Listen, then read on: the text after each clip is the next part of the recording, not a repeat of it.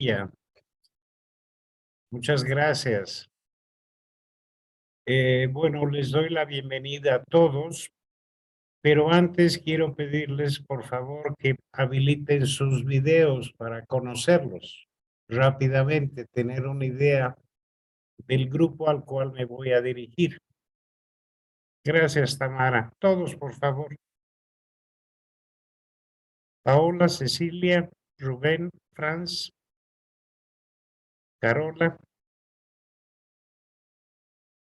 Es para tener una idea del grupo al cual me estoy dirigiendo en la sesión de hoy día y del sábado. Gracias, Adrián, Romina, Paola, Cecilia, Rubén, Eliana, Daisy, Carola.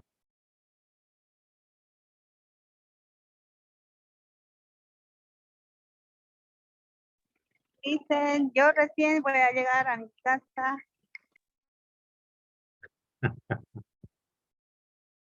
Espero que llegue a tiempo porque ya estamos comenzando. Bien, les doy la cordial bienvenida y agradezco a Funde que me haya invitado a dar ya este módulo de estadística computacional, que lo he dado en varias ocasiones. El material está cargado en la plataforma. El documento que está en Word es de 47 páginas. Recomiendo que sí lo impriman. Y también el PowerPoint. Ambos se complementan y voy a explicar de la manera en que lo hacen. Voy a retirarme del video y voy a compartir pantalla.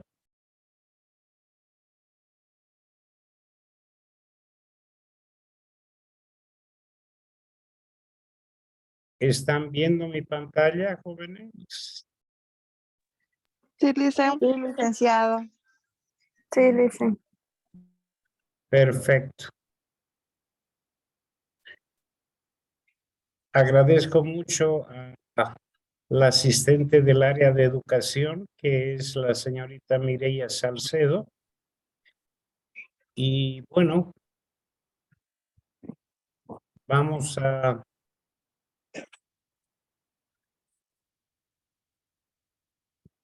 quiero mostrarles antes que nada el plan de aula para que nos ubiquemos en las fechas. El plan de aula que debe de estar en plataforma consiste en, se ha enviado el material adelantado en PowerPoint y en Word. El plan de aula ya ha sido entregado, que es este. La sesión virtual, la fecha de hoy día y del sábado. Al final, nuestra asistente, la señorita Mireya, va a hacerles un cuestionario rápido al final de cada clase para ver mi rendimiento, si paso o no paso. Ya he preparado el foro motivacional que se va a subir después de la sesión del sábado y me entregan, por favor, hasta el 23. Quisiera que tomen nota, por favor. La información que yo vaya a pedir, voy a aceptar en Word, en PDF, pero les pido no en imagen, porque tengo problemas con la máquina. Ya, en Word, en PDF. Yo voy a presentar mi informe sobre el foro, sobre la pregunta que se les está haciendo, y vamos a tener 2 evaluaciones. La primera de ellas, que es como un primer parcial, si lo quieren llamar, que me entregan hasta el 29 de mayo. Yo esto lo voy a pasar hasta el día martes a la oficina central. La segunda actividad me entregan hasta el 5 de junio. La evaluación final o el examen final hasta el día 16 de junio. Y aquí tienen la valoración de cada una de las evaluaciones, incluyendo la asistencia. La anilla de notas yo voy a entregar hasta el 19, sobre lo que se les va a avisar quiénes van a reevaluación, esperando que sean los menos. La nota de aprobación mínima es de 51 puntos. Y el informe final va a estar hasta el 26 de junio. El foro consiste en que yo voy a dejarles una pregunta en la que yo espero que hagan la relación de lo que se les va a explicar con su entorno laboral. Los medios que se están utilizando los tienen ahí en el número romano 7. Y lo que es importante, por favor, está acá la bibliografía básica. Es mi documento de 47 páginas. Tienen acá bibliografía complementaria, pero también lo que es importante, tienen bibliografía virtual. O sea, esta es una webgrafía que les he preparado sobre las principales herramientas y tienen el link para poder ver videos y bajar material. Aclarado esto, decirles que yo soy el ingeniero Juan Carlos Gebhardt Lusich. Pido que escriban bien mi apellido en las pruebas que se les va a tomar. No me gusta que se escriba mal. Que lo escriban, ahí lo tienen. Y también consulten la bibliografía virtual, es importante para complementar la cadena de conocimientos que se busca impartir. Dicho esto, antes de comenzar, ¿tienen alguna consulta, alguna pregunta?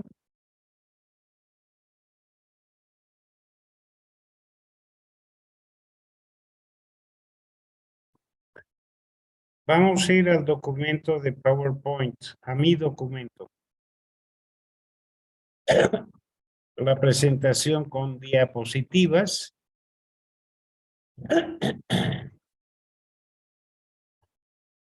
Es el programa de licenciatura en Contaduría Pública, que es una linda carrera. La unidad se llama Estadística Computacional. Ahí tienen mi nombre. Y es del mes de mayo del presente año. Las herramientas que se van a ver. Primero, una breve introducción a la estadística, la hoja de verificación, el histograma, las medidas de tendencia central y de dispersión. ¿Están todos viendo? Sí, licencia, ¿ven? Sí, licencia. Sí, licencia. ¿Se ve qué? Perdón. Sí, dice. Sí, Ya, gracias. El número 5, la estratificación, el diagrama de dispersión y una herramienta que les va a servir muchísimo en la vida real y que yo también la he aplicado con muchos resultados, es el diagrama de Pareto. El día sábado, en los últimos 15 minutos, así sea después de las 4 de la tarde, les voy a pasar las 7 herramientas administrativas. Es una cosa nueva que la estoy introduciendo en esta sesión de módulo. Bien, jóvenes. Dígase que, a manera de introducción, la estadística es una ciencia que le facilita al hombre el estudio de datos masivos, como el censo que se está realizando en nuestro país de población y vivienda, para que de esta manera pueda sacar conclusiones valederas y efectuar predicciones razonables de la información. y así mostrar una visión de conjunto clara y de más fácil apreciación para entender cómo están organizados los datos bajo estudio.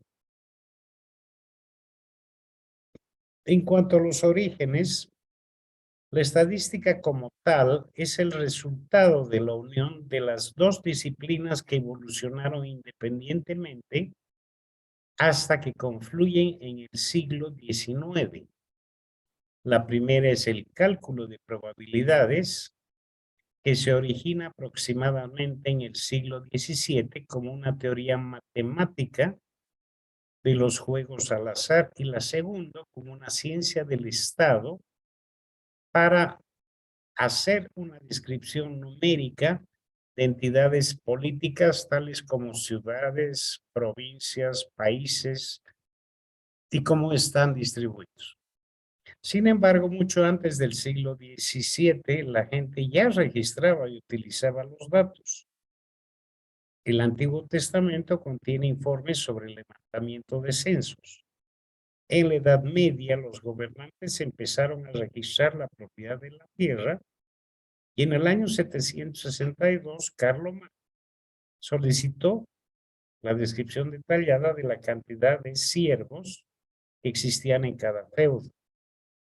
Cerca del año 1086 después de Cristo, Guillermo el Conquistador ordenó se escribiera el Domesday Book, el libro Domesday, un registro de las propiedades, la extensión y el valor de las tierras en Inglaterra, y posteriormente, cerca del año 1500, Inglaterra y Francia ya efectuaban censos de bautismos, de funciones, matrimonio y otros. Dada una definición clara de estadística, hay que decir lo que está en letras cursivas. Es la ciencia que se encarga de, atiendan por favor, recopilar, hay que tomar la información y que la información sea fidedigna, porque si no es fidedigna, todo el proceso fracasa. Organizar, procesar, analizar e interpretar los datos a fin de deducir las características de una población objetivo. Ya veremos más adelante lo que es la población total y el tamaño de la muestra. ¿En qué áreas se aplica la estadística? Ahí tienen ustedes y pueden tomar lectura en las ciencias naturales, en la mercadotecnia, en los deportes, en las ciencias sociales y económicas, en la economía, en la medicina y obviamente en la formación que yo tengo, en la ingeniería.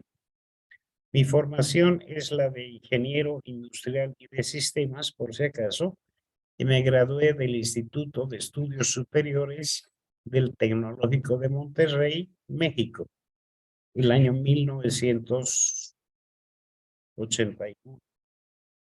Ya han pasado largos años. Población y el tamaño de la muestra. Ya que la estadística maneja una gran cantidad de datos, es importante saber qué datos son de utilidad. El conjunto de datos que va a ocupar un determinado estudio. Pero ya quiero, el párrafo ya lo leen ustedes, por favor. El estudio que ustedes realicen, estadístico, es válido a lo largo de una duración de tiempo, porque los datos tienen que actualizarse. Entonces, no vayan a pensar de que una vez que han hecho el trabajo, este va a permanecer eterno. Hay que actualizar la información. Y de ahí también el concepto, hago la analogía con los censos de población y vivienda. El último censo se ha tomado hace muchos años y no se lo ha actualizado, y es eso lo que se quiere hacer ahora. El siguiente párrafo, aún así, la población no necesariamente se puede referir a muchos individuos. Una población también puede ser un conjunto de calificaciones de un estudiante en todo un año de estudio. O bien, por ejemplo, tomar un universo que sea Cochabamba y el tamaño de la muestra puede ser los colegios, ya sea privados o ya sea públicos.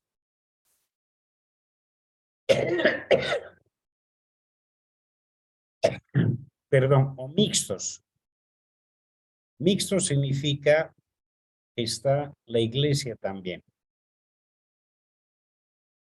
Abajo se indica, se llama muestra a un subconjunto de la población, preferiblemente representativa de la misma.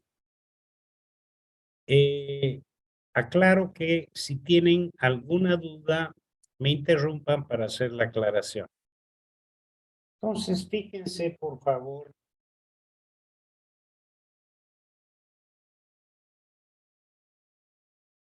Aquí tienen para definir el tamaño de la muestra. Se utiliza la N minúscula. Y abajo van a ver una N mayúscula, que esa es la de toda la población. Esa N es el tamaño de la población, la mayúscula. La Z es un nivel de confianza estadístico que se saca de tablas, considerando un alfa, que es un error tipo 1, elevado al cuadrado. P es la probabilidad de éxito y Q es la probabilidad de fracaso. Obviamente que P más Q es igual a 1. Y la D es un error máximo permisible. La recolección de la información o el muestreo puede realizarse en diversas formas. Aquí tienen ustedes 3 de ellas. Un muestreo aleatorio simple. ¿Cuándo se lo utiliza? Cuando no se tiene información adicional sobre la población, sobre el conjunto. Cada elemento tiene la misma probabilidad de ser elegido, la misma P. ¿Cómo se lo realiza? Usando tablas de números aleatorios que se encuentran en todo libro de estadística. El muestreo estratificado. Los elementos de la población se dividen en clases, que también pueden llamarse intervalos o estratos. Clases puede significar un rango de edad, o en el caso de vehículos, un rango de años. Conglomerados son los grupos. ¿Cuándo se utiliza? Cuando el muestreo aleatorio simple y el muestreo estratificado no pueden ser utilizados. Los elementos se encuentran agrupados en conglomerados. Se selecciona al azar un conglomerado, o sea, un grupo de datos para su estudio, y se analizan los elementos así como una muestra aleatoria simple. Y para eso sirve la técnica o la herramienta de la estratificación que veremos en el capítulo 5 el día sábado, y funciona cuanto mayor sean las diferencias entre los estratos. Pero es necesario que sean homogéneos internamente.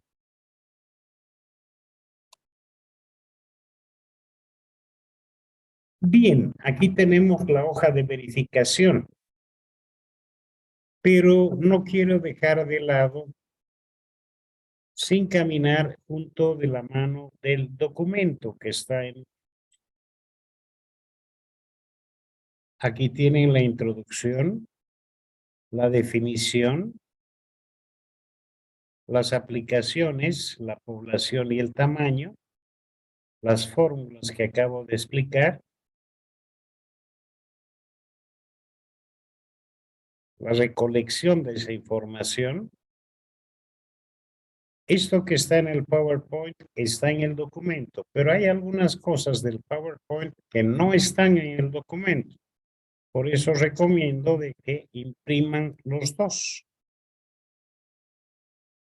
Y aquí está la estratificación. ¿Ya? Hasta acá quiero preguntarles si tienen dudas. ¿Tienen preguntas?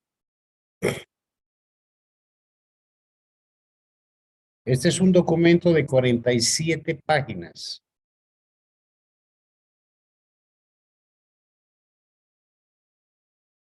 Vamos a entrar a ver entonces ahora la primera herramienta, que es la hoja de verificación. Decirles antes que la hoja de verificación no existe una fórmula para hacerla, sino es el estadista que analiza el problema y construye su propia hoja en función de la información que desea obtener. Eso quiero dejar aclarado. No hay una fórmula para hacerlo, pero sí hay algunas reglas que vale la pena recomendables para tener en cuenta.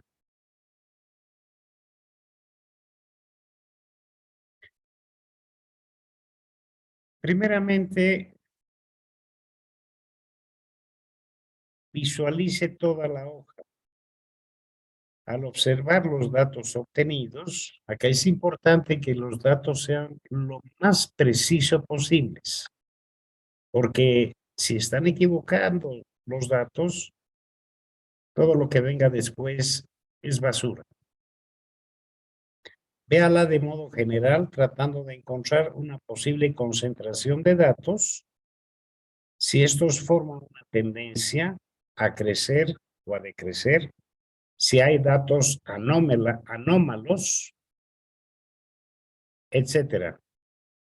Vea las series de tiempo y trata de encontrar cambios periódicos.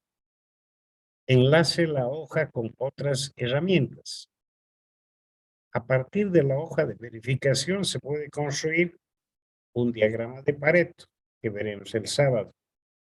Un histograma, que lo vamos a ver hoy día. Las hojas serán de valor si el análisis de los datos conduce a resultados prácticos. Por ejemplo, resolver un problema o lograr una mejora en la empresa, en la oficina, en el almacén, en el banco, donde cada uno trabaja. Tercero, las hojas deben cumplir con el objetivo que se definió para su uso. O sea, tienen que servir, sino para qué se la va a hacer.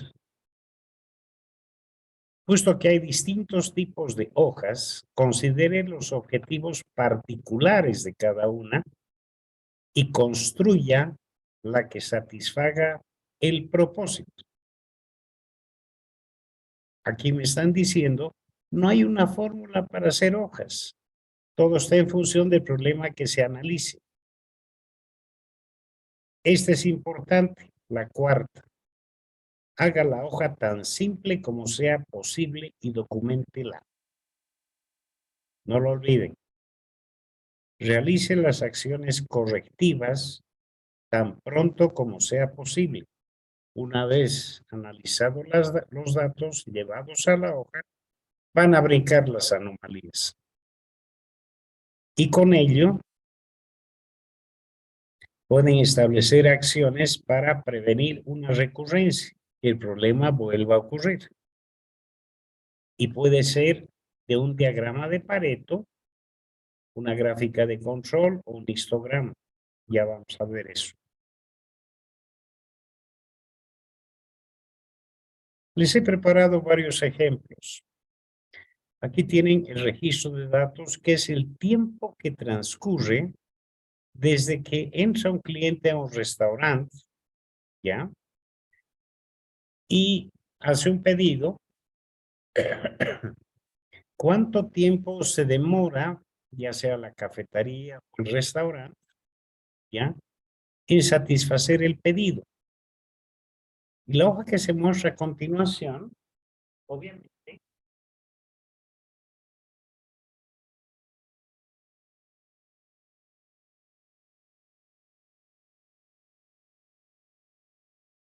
la hoja que se muestra a continuación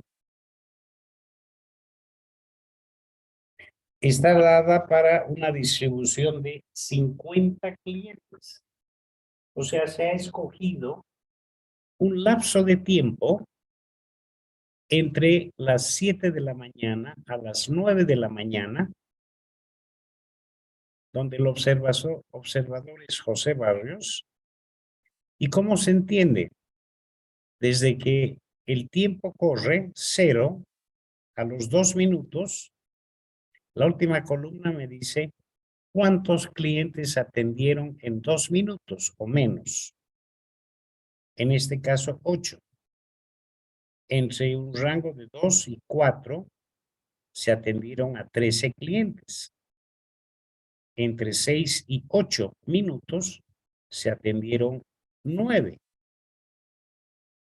Entre 8 y 10 minutos a 5. La suma de la última columna es 50.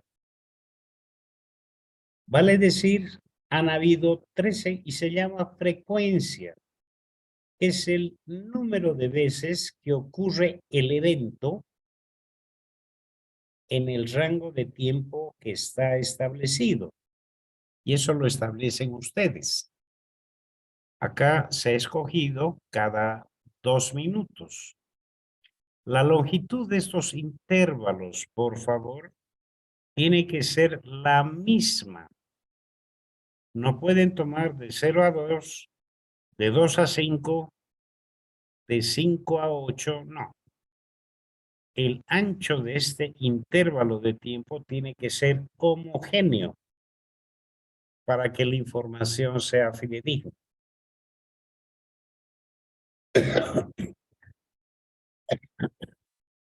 El ejemplo 2, datos por atributos. Acá se refleja la ocurrencia de un estado de cuenta de crédito y el registro se lleva al cabo de cada mes. O sea, las columnas me indican el mes de enero, el mes de febrero, el mes de marzo y el mes de abril. Y el tipo de error en las cuentas. Cargo diferido, cargo erróneo, dirección equivocada, nombre, dirección mal tecleados. En esta columna de total tienen 11 veces el error de cargo diferido, 12 veces cargo erróneo, 10 veces dirección equivocada, 5 veces nombre o dirección mal tecleadas. Y la suma en el mes son 6 más 9 más 13 más 10. Me revisan la suma de la fila y la suma de la columna, por favor. Saquen sus calculadoras.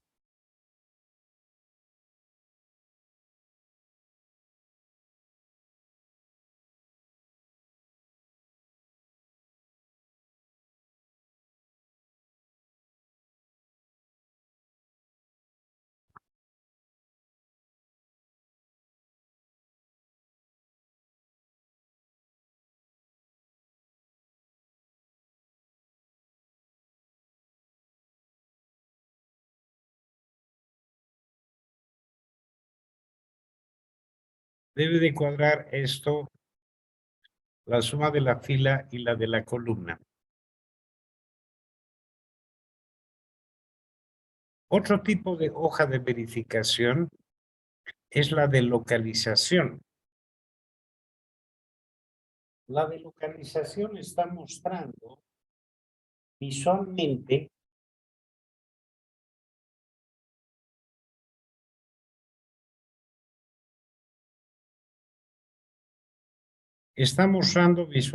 dónde está el defecto.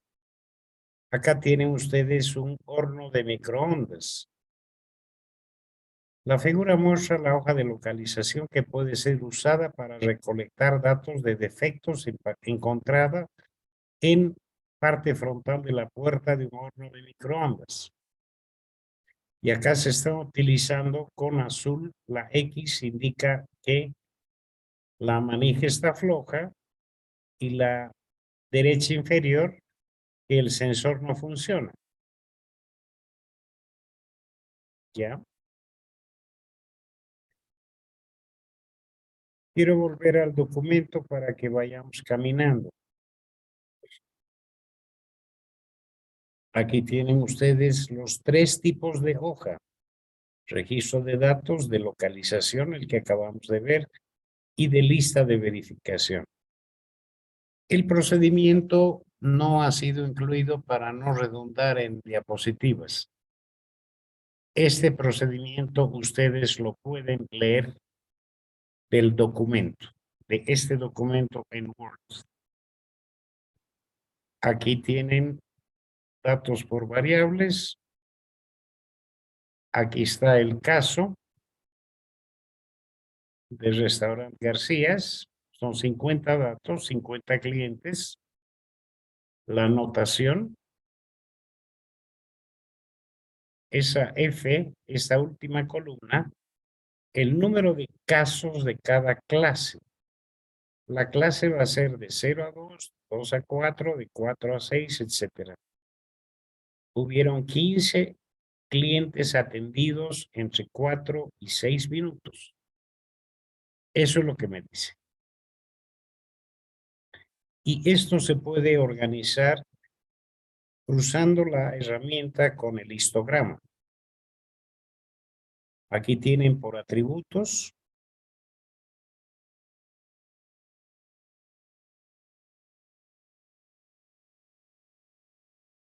¿Ya? Y aquí tienen el número de veces que suena el teléfono en un conmutador, en una central telefónica, y la empresa tiene definidos intervalos para registrar. Se han tomado 30 llamadas, que es el número de timbres, no se maneja de uno por uno, sino según las clases o subintervalos definidos. La empresa MGF, oficinas centrales, entre 1 y 2, entre 3 y 4, entre 5 y 6, entre 7 y 8, entre 9 y 10. Y la F indica el número de veces. La suma es que han entrado 30 llamadas y la distribución se encuentra en la columna de la derecha. Aquí está también el de localización. El sensor que no funciona y la manija floja en un horno de microondas.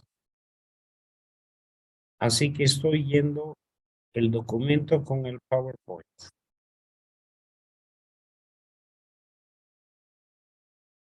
Este ejemplo 5 es interesante. Volvamos a la lista de verificación.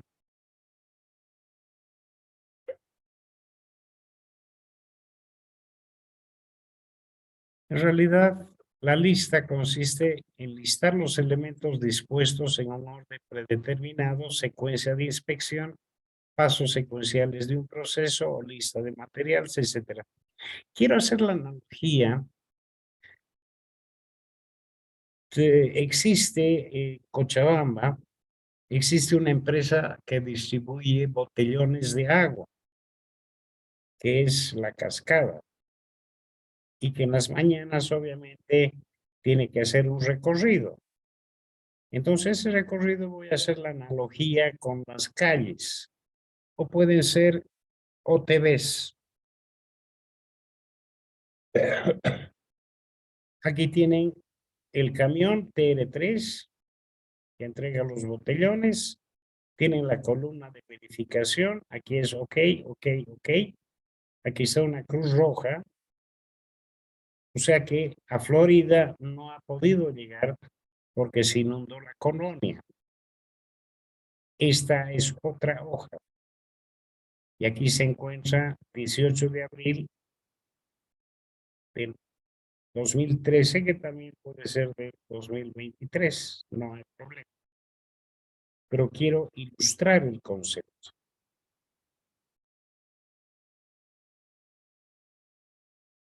Este ya no está en el documento. Este es un formulario para un programa de control. Y aquí abajo se indica los usos que tiene antes de la ejecución, durante la ejecución y después de la ejecución. Y los controles, si es al proveedor o al cliente. La P es parada obligatoria, la C es control. Una hoja que me gusta mucho y que ilustra muy bien, se puede utilizar en las oficinas, en los bancos, en las empresas, en cada sección. Aquí están las obligaciones y aquí están las zonas 1, 2, 3, 4, 5. Para el cambio de ropa, el empleado se cambia donde está la cruz. No se cambia ni en la zona 2, ni la 3, ni la 4, ni la 5. Guantes, sombrero y botas en las zonas 1 y 2. Aire filtrado en la zona 1. Y aquí tienen obviamente las diferentes obligaciones. Y obviamente cigarrillos y comida prohibida en las zonas 1, 2, 3 y 4. Solamente la zona 5 es por decir fumadores. Hago la analogía cuando fui a hacer un posgrado a Japón, al Centro de Alto Entrenamiento de JICA, me tocó ver algo muy interesante. La gente no fuma en cualquier lugar. Solamente fuma donde encuentra un cenicero disponible. No hay ningún cartel, ningún letrero, absolutamente nada. Solamente fuma. Lo mismo pasa en las fábricas. Visitamos Mitsubishi, visitamos Toyota, varias empresas, con JICA. Y solamente fuman donde está un cenicero. Esta es otra que me gusta y que no está en el documento. Por eso les digo, esto complementa al documento. ¿Ya? El flujo de informaciones para la conducción operativa de la producción en cuanto al flujo de información. Y obviamente, ustedes tienen el gerente de planta, el jefe de producción, el jefe de almacenes. Donde dice cargo, tienen el gerente, el jefe de producción y el jefe de almacenes. Y aquí abajo, visualmente, se está indicando la referencia si ejecuta, si controla, si organiza y si asesora. Entonces, cada una de los rectángulos ordena en planta, tiene líneas verticales y una cruz. Organiza y ejecuta. El rombo indica de que controla. Las líneas verticales, organizar, y lo que es esta desigualdad de la derecha inferior, asesorar. Entonces, visualmente, acá se está indicando las diferentes actividades para los cargos en cuestión. Obviamente que estos cargos son solamente ilustrativos, por favor, porque pueden venir más cargos. Y también más operaciones. Quiero preguntarles si tienen dudas sobre esta diapositiva.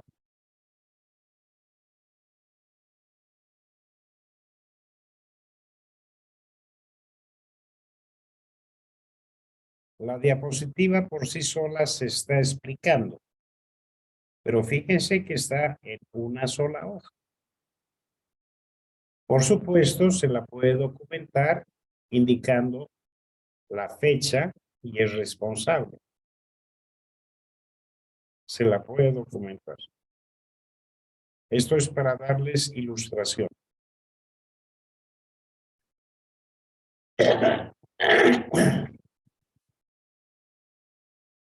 Este es un diagrama de flechas que también consiste en una de las 7 herramientas administrativas, como veremos el día sábado.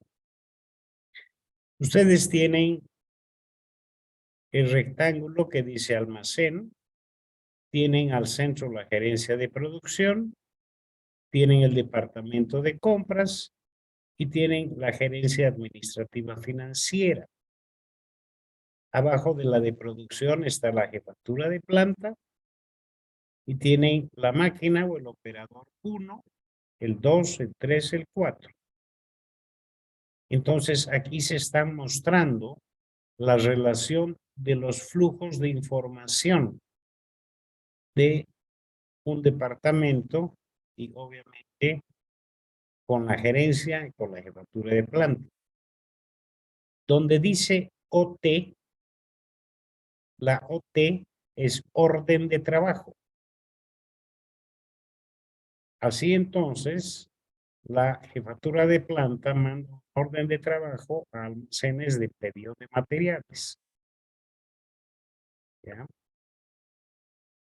La gerencia de producción recibe los reportes de la jefatura de planta. Y esto se puede obviamente hacer mucho más complejo, pero he buscado hacerlo de una manera sencilla.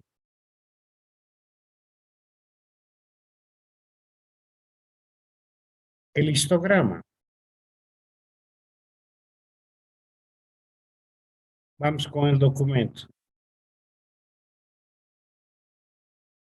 Aquí tienen nuevamente el gerente de producción, el jefe de planta y el jefe de almacenes. ¿Ya? El histograma. Hasta acá, por favor, pregunto. ¿Hay dudas? ¿Hay preguntas?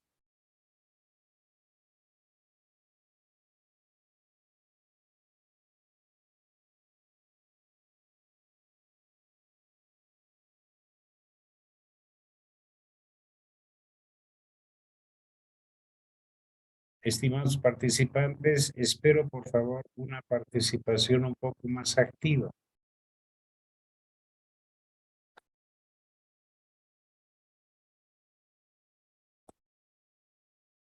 A partir de la hoja de verificación viene el histograma. Aquí está el concepto macro. Es una gráfica que resulta de la tabla de frecuencias de los datos. Está integrada por un conjunto de barras verticales que representan los intervalos o clases que está ubicado en un sistema de coordenadas. Algunos conceptos para que lo tengan claro. La línea negra vertical, donde dice variable, es el eje de las X. En matemáticas se llama abscisa. Es el eje que está echado horizontal. El vertical es la frecuencia. Y el intervalo, ustedes lo pueden visualizar acá. Hay que aclarar, por favor, el ancho de este intervalo tiene que ser el mismo en toda la longitud de tiempo. Primer concepto.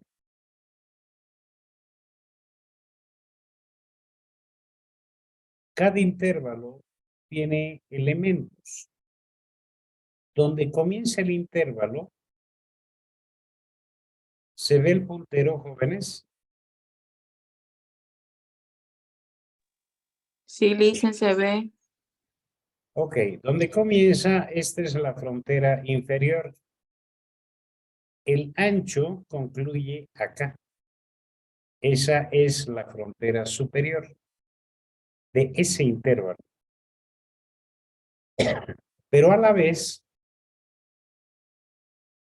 es la frontera inferior del siguiente.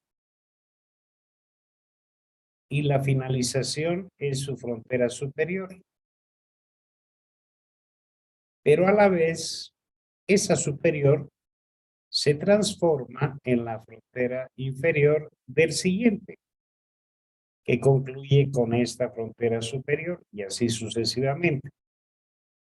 No olviden que el eje de las X en realidad es la variable independiente y la frecuencia viene a ser la variable dependiente. El eje de las X se llama abscisa con B labial y la frecuencia la vertical ordenada.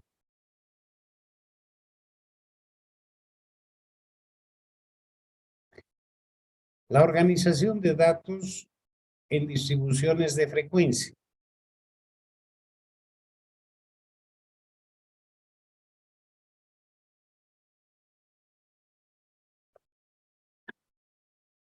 Para poder analizar y obtener los datos, hay que construir lo que se llama una tabla, que es la distribución de frecuencias. Vamos a ver un ejemplo completo.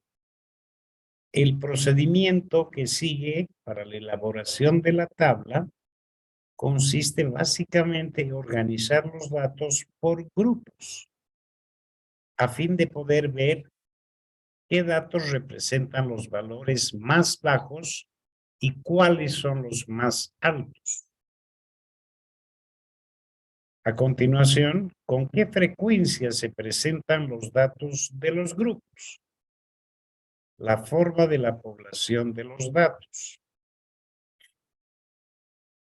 Aquí tiene una nota.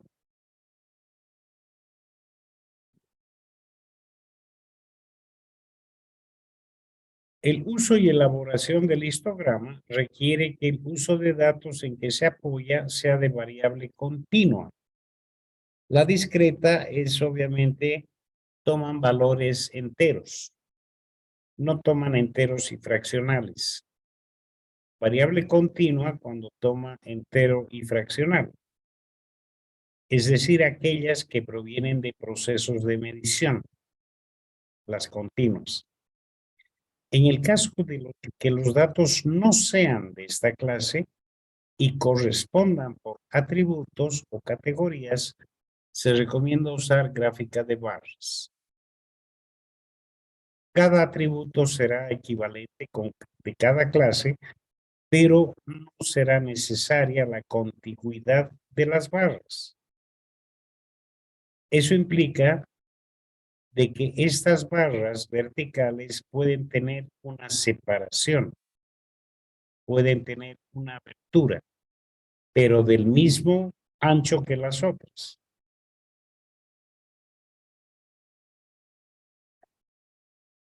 Y en algunos casos no existirá escala numérica, que vamos a ver.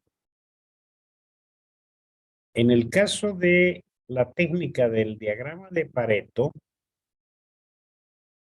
en realidad el eje de las X está hablando de características del producto. Si es de tela, puede ser seda, satén, etcétera, etcétera. No es necesariamente numérico, eso lo veremos en Pareto, sábado. En consecuencia, estoy al final de la imagen. La lectura de la gráfica de barras debe efectuarse con cuidado, en forma diferente a la que se efectúa el histograma. ¿Cómo se la construye? Pero antes de seguir, quiero ir de la mano con el documento.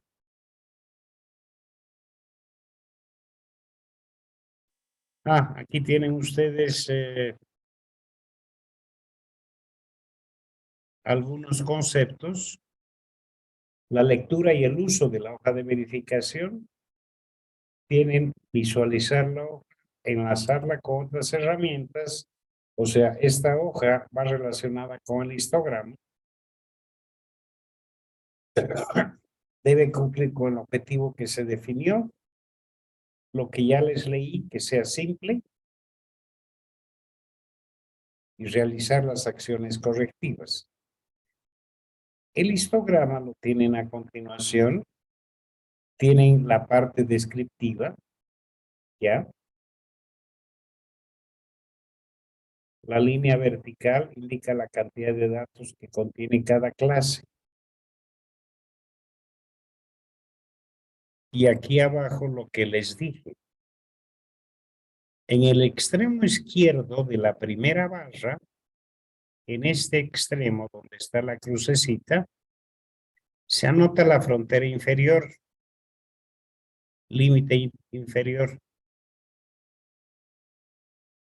y se tiene el límite superior, pero resulta ser el inferior del siguiente intervalo. Eso es lo que se está explicando acá. Aquí está la recolección de datos. ¿Y cómo se realiza la distribución de frecuencias? Primeramente, se va a obtener un rango, primer paso. Obtenga R mayúscula, que es el rango, que no es sino la diferencia entre el dato más grande menos el dato más pequeño. O sea, X sub M mayúscula menos X sub M minúscula. Esto va a indicar la distancia que cubren los datos si se ordenan en una recta. El segundo paso es igual que tengan ustedes un queque. ¿En cuántas rodajas lo van a cortar? Determinan el número de subgrupos que se van a formar. Y cada subgrupo se llama clase. A cada uno de los subconjuntos que agrupan los datos. Cabe aclarar, por favor, que se utilizan los términos sinónimos para estos subconjuntos, que pueden llamarse clase, intervalos de clase o intervalos, nada más, para determinar cuántas clases, es decir, una K mayúscula, conviene agrupar los datos. Esa K significa ese queque, cómo lo voy a cortar, cuántos pedazos voy a subdividir. Y obedece a una estructura conocida en estadística de acuerdo con la tabla que tienen ustedes en esta matriz. La primera dice la cantidad de datos, N mayúscula, la cantidad de clases, cuántas rodajas van a salir del queque. Si son menos de 50, pueden tomar de 5 a 7 rodajas. Si están entre 50 y 100 datos, de 6 a 10 clases. Si son de 100 a 250, de 7 a 12. Obviamente, mientras más datos son, es mejor tener más fino el tamaño del queque, que salgan más pedazos. Si son más de 250, de 10 a 20 clases.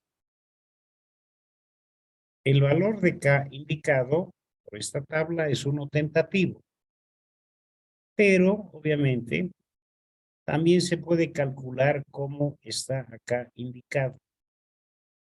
La raíz cuadrada de la cantidad de números y redondear al entero, sea mayor o sea menor. ¿Ya? Una vez que tienen esto, van al paso 3. Vale decir, van a determinar la amplitud, que se la denota por la letra A mayúscula. ¿Ya? Que va a ser el rango más la unidad dividido entre K. No olviden que K es el número de clases.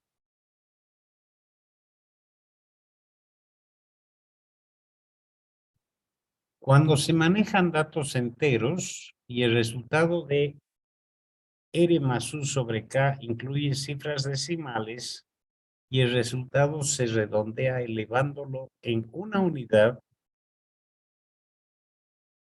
si manejan decimales con 2 o más cifras, se redondea a la única cifra decimal. Vale decir, si están hablando de décimas, centésimas o milésimas. En el paso 4, establecen las fronteras inferior, llámese F sub I, y superior F sub S. ¿Ya? Entonces, por favor, aquí está esta situación para encontrar el primer número. X con asterisco. La frontera inferior de la primera clase, que va a ser el número menor menos la mitad de la unidad. Esta fórmula, por favor, téngala en cuenta, porque he visto pruebas que he administrado que no han restado, sino que le han sumado por error. Pero el resto del procedimiento es lógico, así que no es que está mal, pero la precisión de la gráfica no es la que se desea tener. Y la frontera superior, por favor, tengan en cuenta esta expresión. Ustedes para los exámenes los van a resolver en su casa. Así que este documento les va a servir para consultar. La frontera superior de la primera clase, la parte superior de la primera, se establece añadiendo a la inferior la cantidad y la amplitud. O sea que tienen esta misma ecuación dentro del corchete más la amplitud.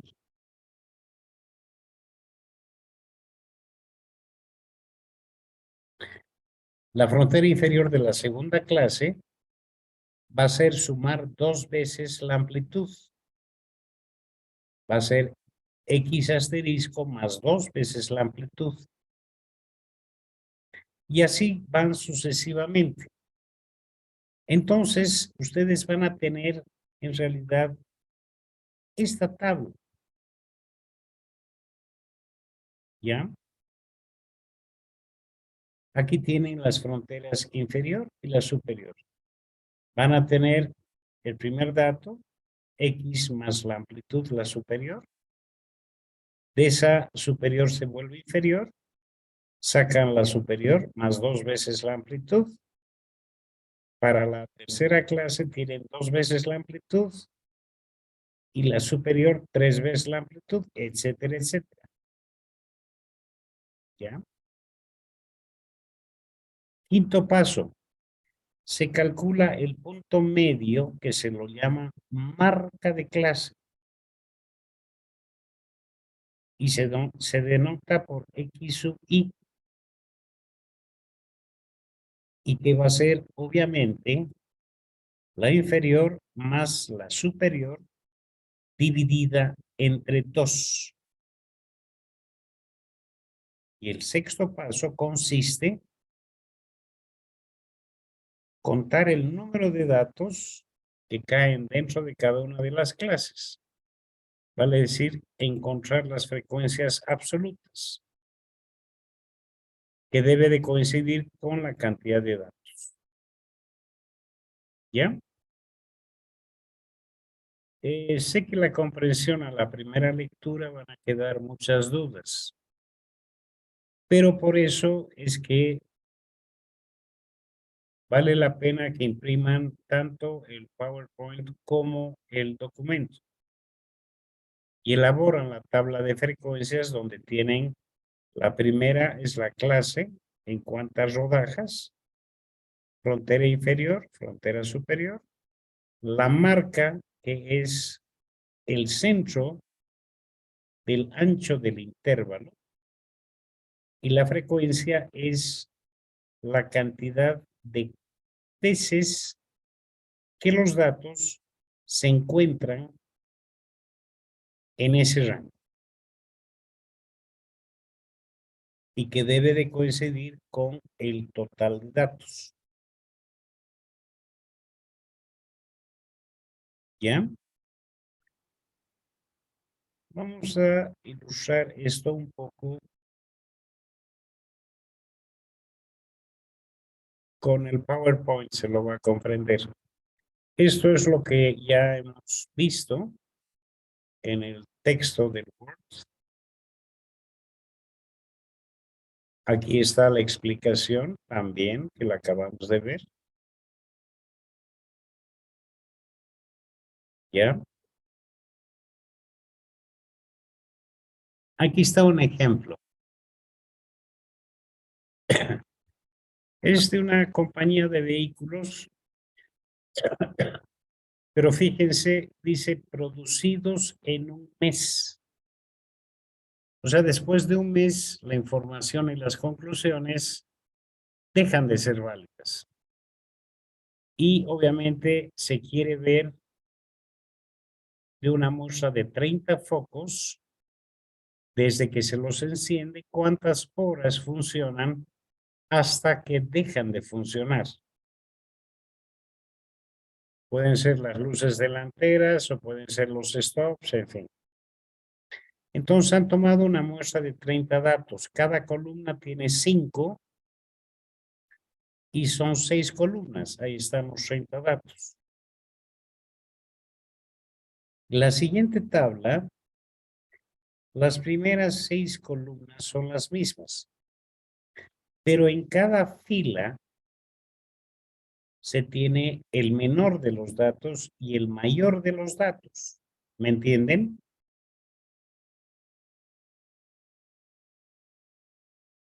Participantes, ¿me están siguiendo?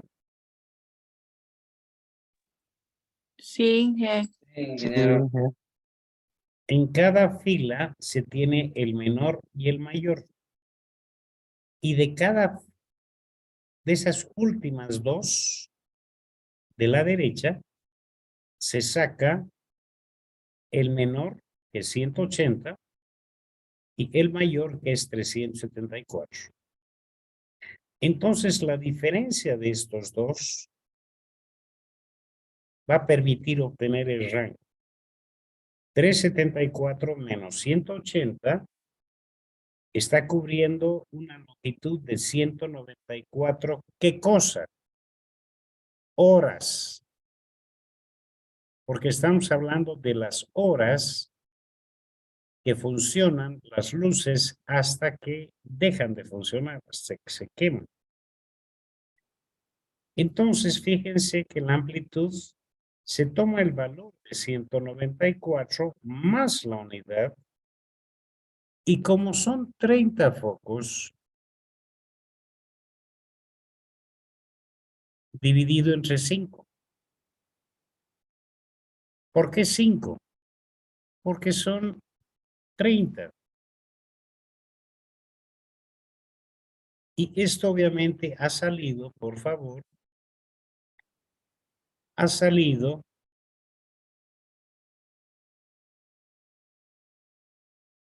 de acá. Menos de 50 datos de 5 a 7. Y he tomado 5. He tomado 5.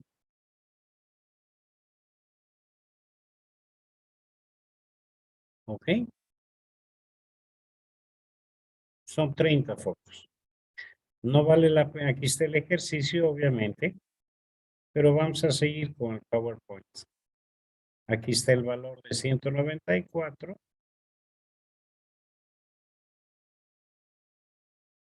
Y se explica, pues la cantidad del número de datos es menor a 50.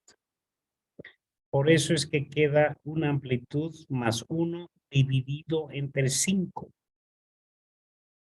Si fuera fraccionario, la recomendación es redondear al entero mayor. Por seguridad. Determinan las fronteras inferior y superior. ¿Qué es lo que van a obtener acá? Restan al menor valor media unidad igual a 179.5. Ese es el menor de los datos. Luego suman a ese dato 1 por 39, que es este de acá. Esa es la frontera superior. Este dato de 179.5 es la frontera inferior. El 218.5 es la frontera superior. Para el siguiente, le suman 2 veces la amplitud, luego 3 veces la amplitud, 4 veces la amplitud, 5 veces la amplitud. ¿Ya? La marca de clase es la mitad. ¿Cómo salió? Por favor, calculadoras jóvenes. Calculadoras. Sumen la frontera inferior más 218.5 más 179.5 dividido entre 2. ¿Cuánto les da?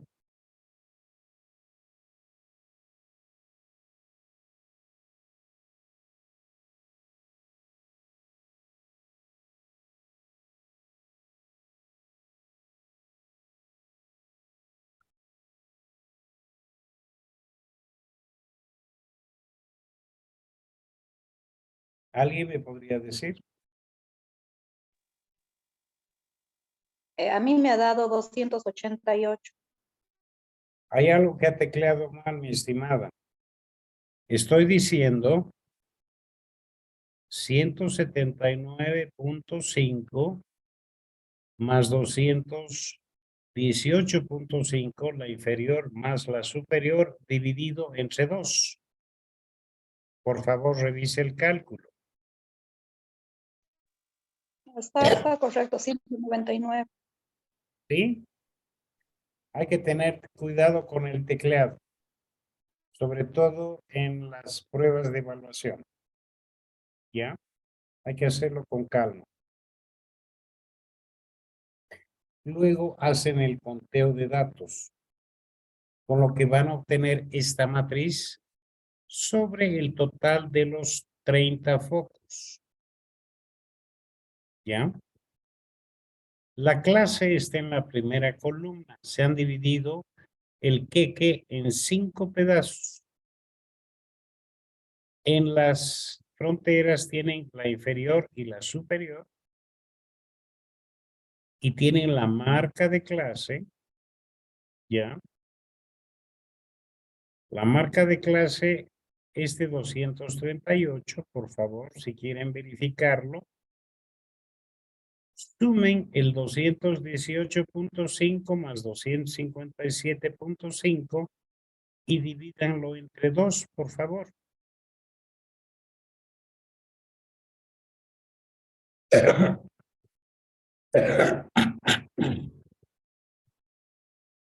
¿Cuánto les va a dar?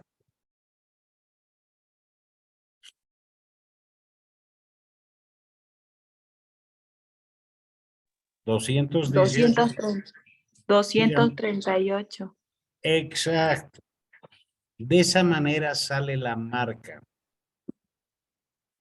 Y por supuesto, para la frecuencia absoluta, esto indica cuántos focos están cayendo en este intervalo, o en este intervalo, o en este intervalo. Y esa cantidad se la va a obtener, obviamente, de estos datos. O sea, estos datos ya están siendo ordenados de esta manera. Aquí es el número de focos que cayó en el rango de 179.5 y 218.5, etcétera, etcétera. Ahora, ¿qué información nos proporciona la tabla de frecuencias? Primero, que las duraciones están entre 180 y 374 horas. Segundo, la mayor parte de los datos, 12, que está indicado acá con amarillo, sombreado, o el 40%, toma los valores entre 257.5 y 296.5 horas. ¿Cómo salió eso? ¿Cuánto les da la división de 12 entre 30 multiplicado por 100? Para encontrar este valor que ahora lo estoy marcando. 12 dividido entre 30 focos.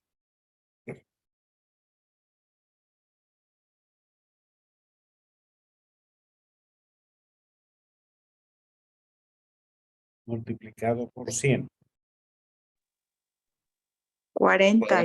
40. 40%.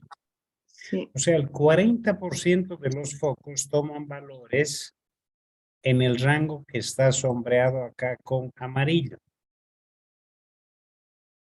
Solo un 10% duraron menos de 218.5. ¿Cómo salió el 10%? Vamos a la tabla. 218.5. ¿Cuánto viene a ser el número 3 de 30? 3 entre 30%.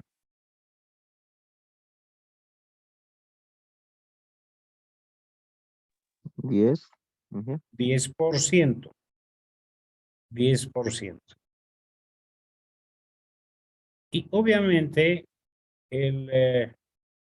los valores de las frecuencias, si ustedes se fijan y construyen, tienen la duración en el eje horizontal y en el vertical los focos.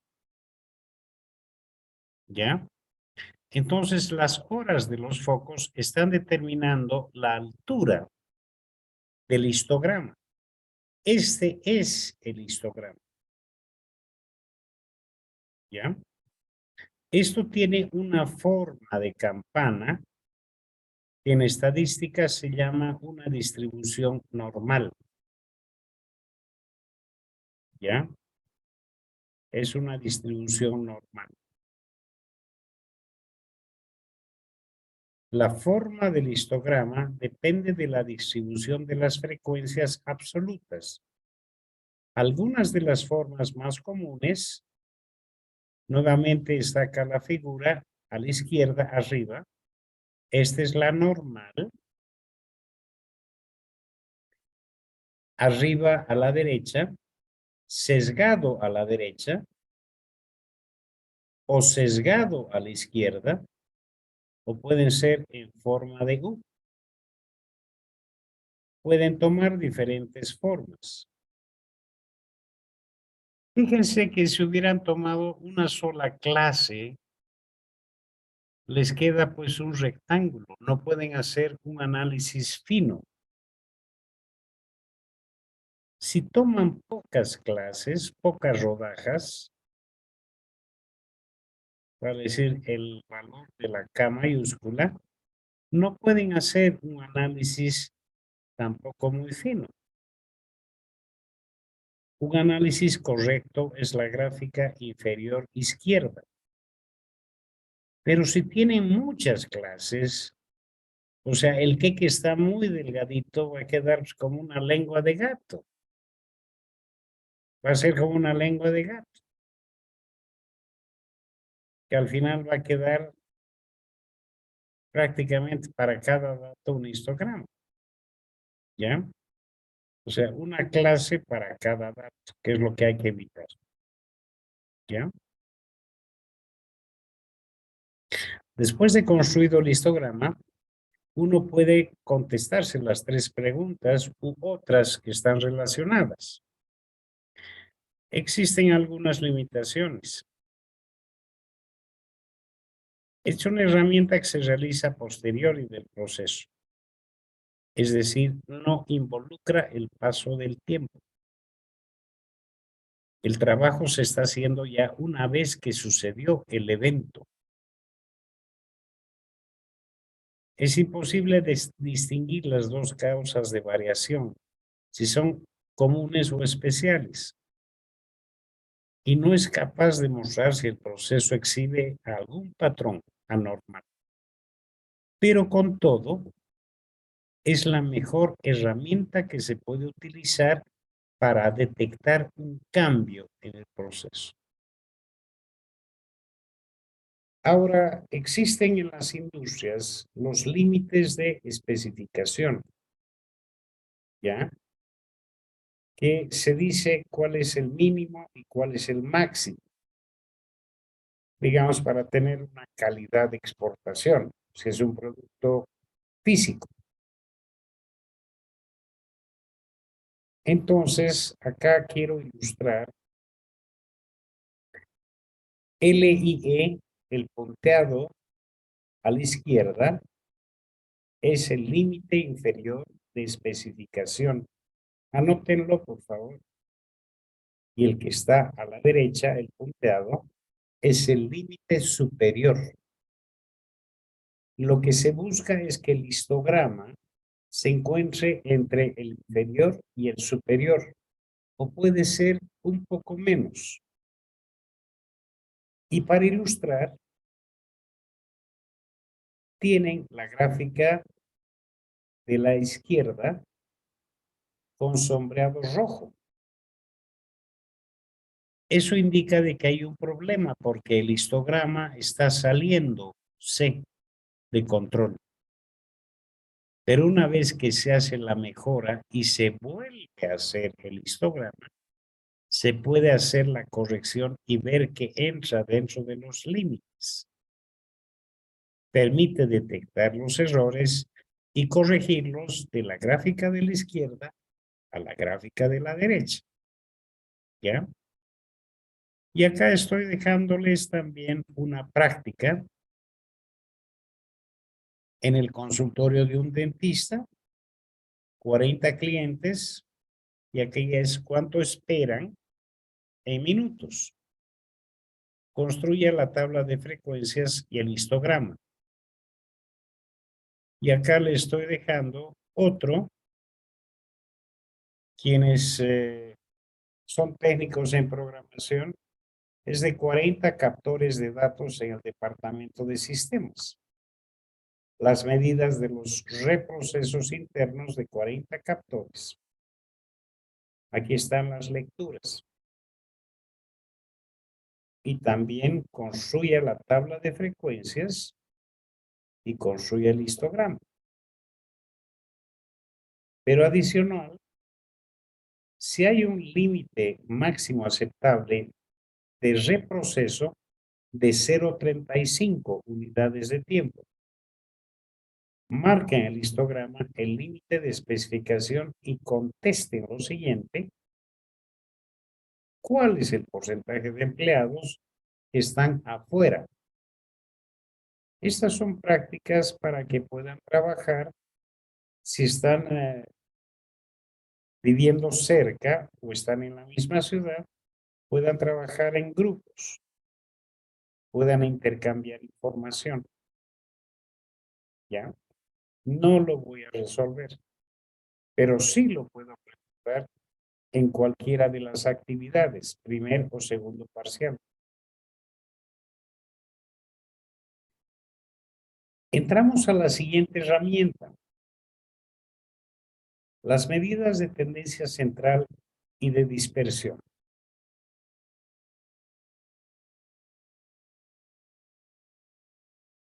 Aquí está el ejercicio que ya les expliqué. Esta gráfica, por favor, ilustra mejor el tema de las fronteras. Tienen en la abscisa donde dice duración, tienen el límite inferior, el límite superior, y el número que está, digamos, echado, es el inferior, el superior de cada uno de los intervalos, y justamente el número que está debajo de la barra horizontal es la marca de clase. 199, 238, 277, 316, 355, etcétera, etcétera. Este gráfico les ilustra límite, o sea, frontera inferior, frontera superior y la marca de clase, el centro. Aquí están los límites, la anomalía, y entramos a ver las medidas de tendencia central y de dispersión. Se dice medidas de tendencia central para ver qué tan cerca está la información respecto a la media. Luego veremos la mediana, la moda. Primer caso, si los datos están agrupados por frecuencia individuales. Frecuencia es esta columna de la derecha. Y aquí tienen ustedes el número, que pueden ser las edades de los estudiantes. ¿A qué significa esto? Que la media que lleva barrita arriba de la variable X, eso me indica que estoy calculando la media. Va a ser una sumatoria desde 1 hasta n de la frecuencia por X sub i. O sea que va a ser 1 por 15 más 1 por 16 más 2 por 17 más 3 por 18 más 1 por 19 más 0 por 20. Lo tiene aquí abajo. Eso dividido entre el número de datos que sale de la columna de la derecha. Aquí tiene 1 más 1, 2, más 2, 4, más 3, 7, más 1, 8. 8 datos en el denominador. Significa que la media es de 17.2 años. Si fuera la edad de los estudiantes.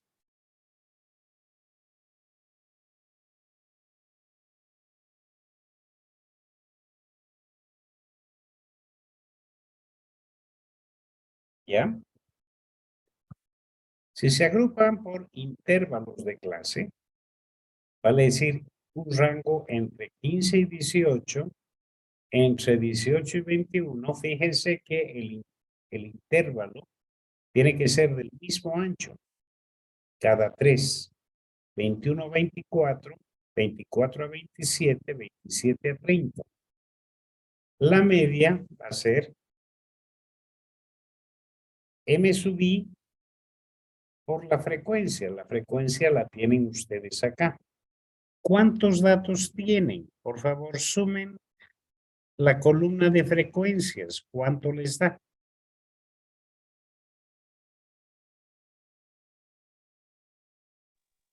12. 12. Es Dice. justamente el denominador de esta expresión de la media. Caramba, ¿cómo sale el 16.5? El ancho es 3. La mitad de 3 es 1.5. Que puedo sumar al 15 o restar al 18. Si lo sumo al 15 me va a dar 16.5 por 4, porque la marca de clase no olvide que es el centro del intervalo. El 19.5 les va a dar 18 más 1.5, 19.5. 21 más 1.5, 22.5. En el último 27 más 1.5, 28.5. Por 1. Estoy aplicando esta fórmula. Está en la parte superior derecha, en el caso 2. Eso me indica 20.5 ¿qué? Años. Y en el caso número 3, si no están agrupados, va a ser simplemente la sumatoria de los datos entre el número de datos. 8, 7, 4, 8, 5, 11. Aquí tienen la sumatoria, tienen 3, 4, 5, 6 datos. Les va a dar 7.16. ¿Se ha comprendido?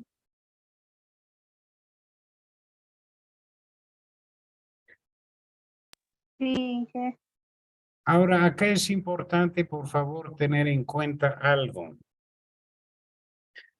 En el cálculo de la mediana, porque este concepto lo mismo se está explicando en el documento, por favor. Lo mismo.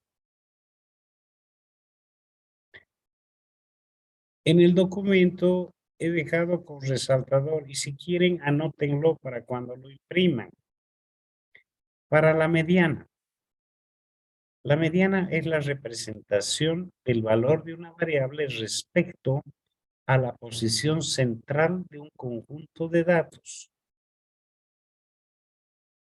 Si se ordenan, acá debería poner, deben ordenarse los datos de menor a mayor, ascendente.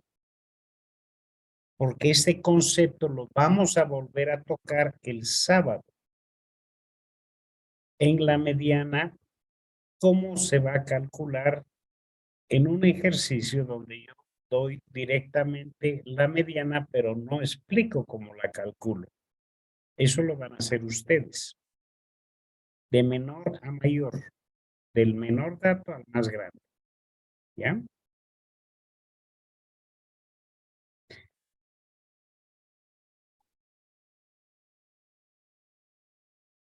¿Ok? Primer caso, si no están agrupados. A continuación de la flecha, estos 6 datos, obviamente, están ordenados en forma ascendente. ¿Cómo saco la mediana?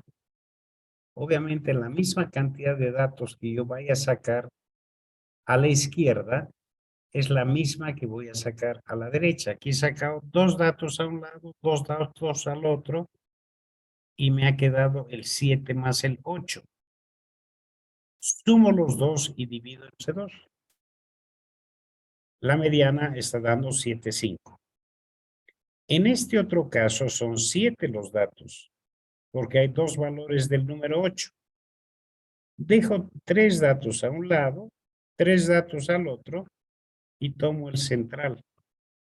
La mediana es 8. Si estuvieran agrupados por frecuencias, 7 veces me ocurrió el número 3, 5 veces el número 4, 8 veces el 5, etc. ¿Ya? ¿Qué significa?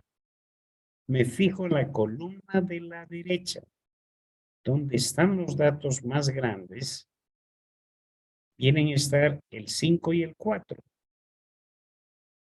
Entonces, 4 más 5 entre 2, 4, 5. Tercer caso, si están agrupados por intervalos de clase, utilizan esta fórmula. Ya ustedes lo van a tener que estudiar con calma. ¿Ya? Porque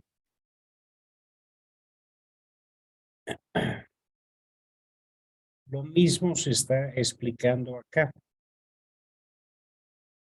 Si está agrupado por intervalos de clase.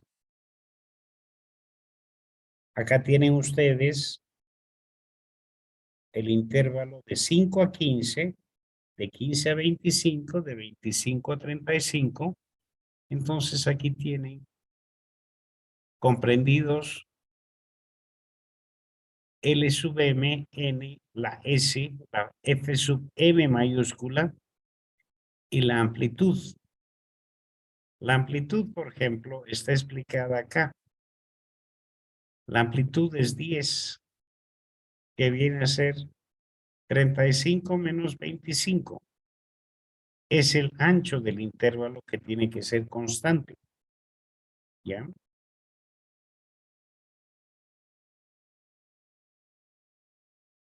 Y tienen acá la aplicación de la fórmula.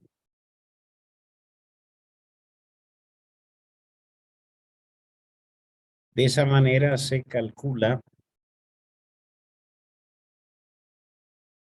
con esta fórmula y con estos conceptos, se calcula aquí, están los mismos datos y se va viendo de dónde han salido.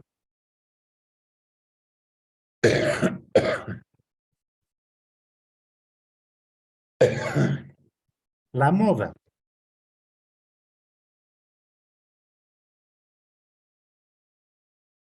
Pueden recurrir a la webgrafía del plan de trabajo para ver más ejemplos. Tienen 2 modas, la absoluta y la relativa. La absoluta es el mayor valor. La moda es el valor o individuo que se repite con mayor frecuencia en un conjunto de datos, el más grande. Y la relativa es aquella respecto a los vecinos. La tabla de la izquierda les está mostrando que hay una moda absoluta en base a la frecuencia del número 8 y que es el número 30. La absoluta es 30. Aquí tienen una moda absoluta que es el número 7, pero el que corresponde, esa frecuencia corresponde al 6. Esa es la absoluta de todo el conjunto. Y la relativa es respecto, este 4 es mayor que 2, pero es mayor que 1. El 4, de donde dice la columna número, es relativo.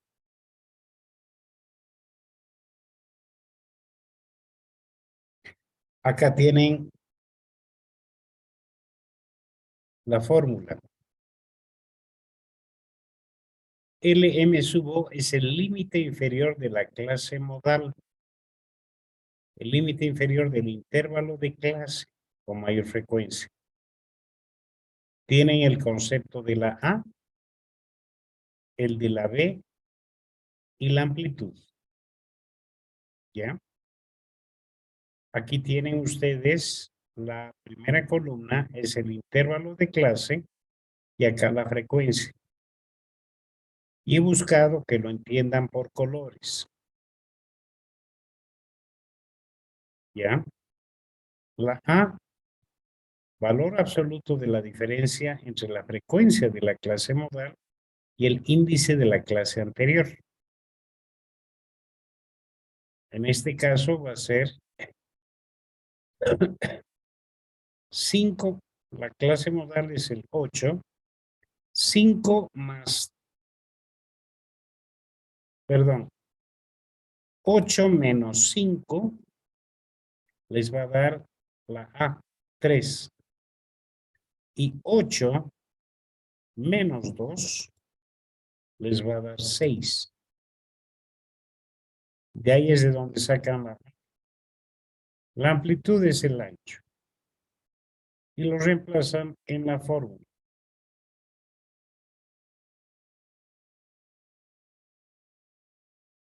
También se lo puede ver acá en este ejemplo.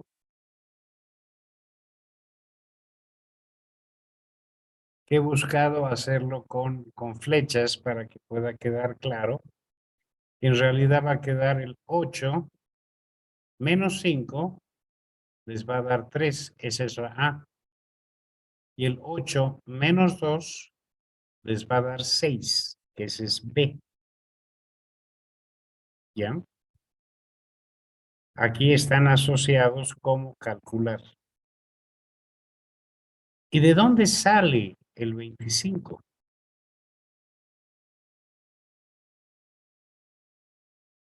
Límite inferior de la clase modal, el intervalo de clase con mayor frecuencia.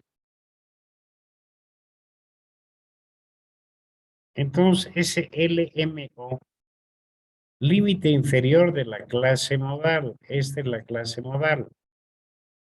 Entre 25 y 35 es este 25 el que se encuentra acá. Y con eso calculan la. Y finalmente tienen el semirango o rango medio. Que en realidad no es sino el promedio del valor mayor y el valor menor. X máxima más X mínima entre 2. Entonces el semirango RM va a ser 40 de la columna de la izquierda más 10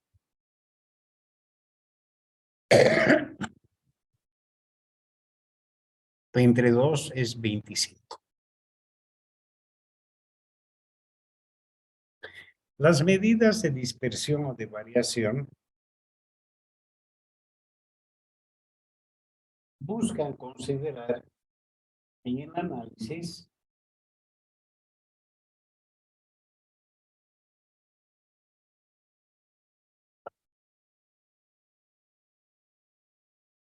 a ver,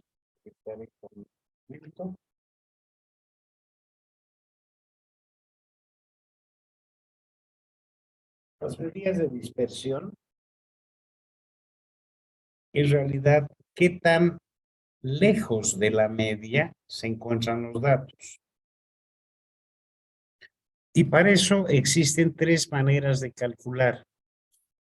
El rango es la diferencia, no olviden, del mayor dato y el menor.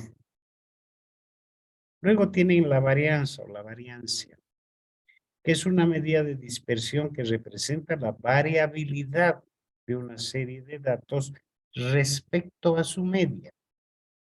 Y existe 3 formas de calcular.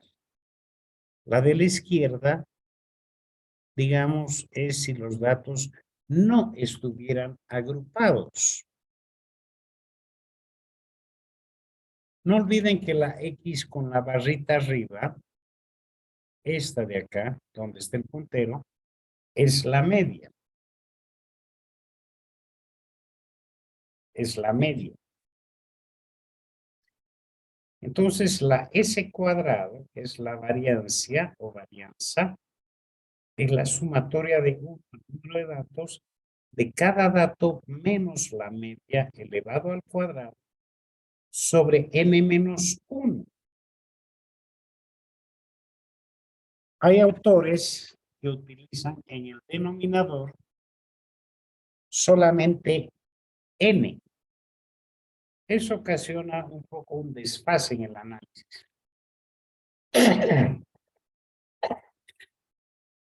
Disculpen, jóvenes. Estoy terminando una gripe. Si los datos estuvieran agrupados por frecuencia, la S cuadrada, que es la varianza, va a ser la frecuencia por el dato menos la sumatoria de frecuencia por cada dato al cuadrado sobre n, efectúan la resta y todo sobre n menos 1. Y si están agrupados por índice de clase, obedece a esta expresión. A continuación les doy un ejercicio, pero la S cuadrada ha sido calculada con la expresión de la izquierda.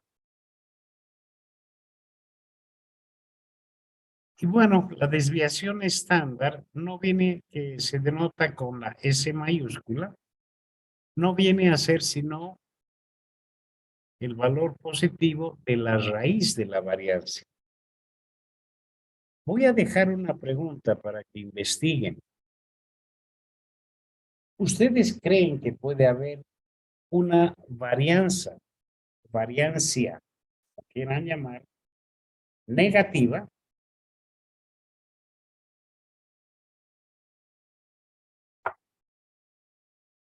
Puede haber una varianza negativa.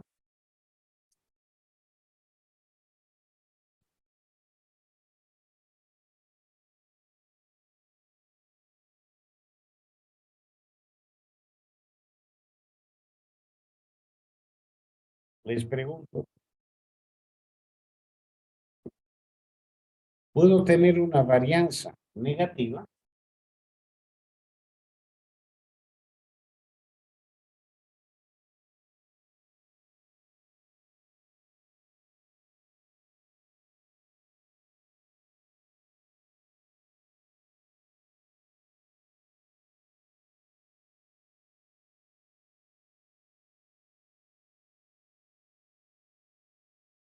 Esa pregunta se las voy a dejar para investigar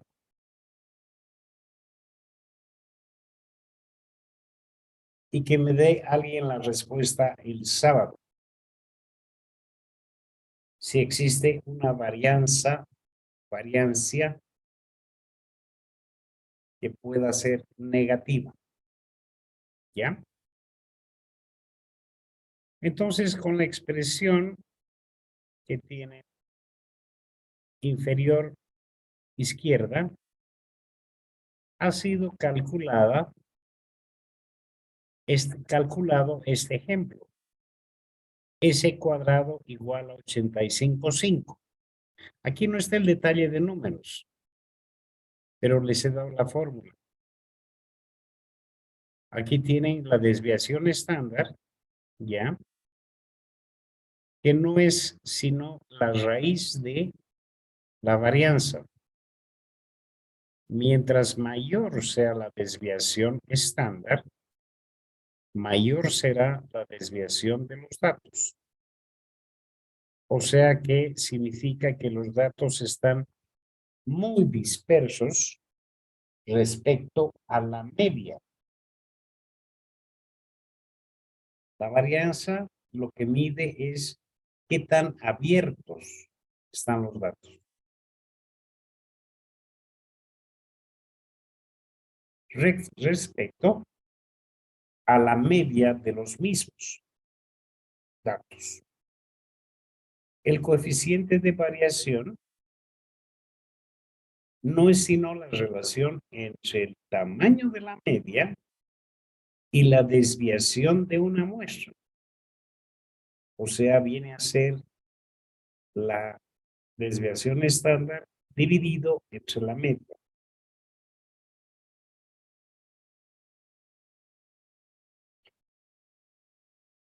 En este ejemplo,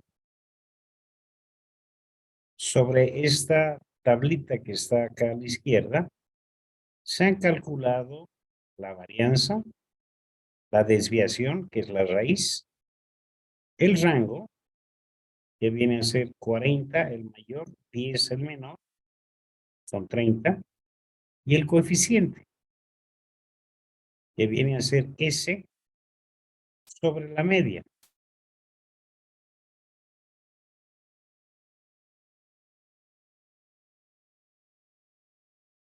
¿Cómo salió el número 25?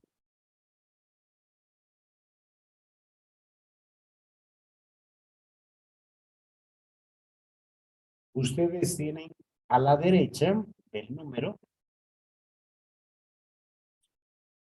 tienen la frecuencia por el número de datos. 3 por 10 más 5 por 20 más 8 por 30 más 2 por 40. Acá lo tienen dividido entre 18. ¿Cómo salió el 18?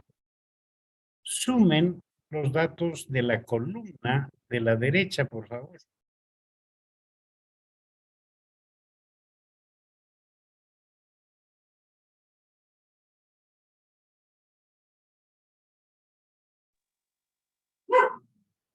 $18, Inge. Que es justamente el valor del denominador. Así salió el coeficiente de variación. ¿Ya?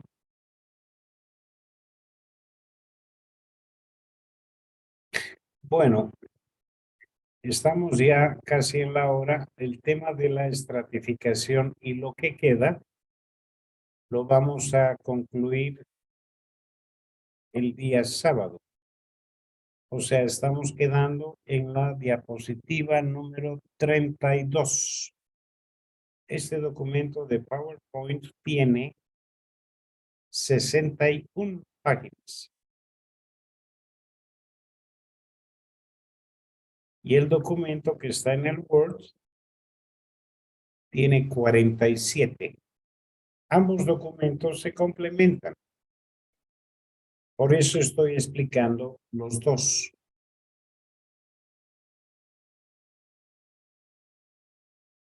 Porque ya después de esto viene, bueno, estas medidas de dispersión. Tienen ustedes aquí las fórmulas. Tienen la desviación. Tienen el coeficiente de variación. Y acá tienen el ejemplo. Este valor de S cuadrado, ha sido calculado con esta expresión que ahorita está siendo sombreada.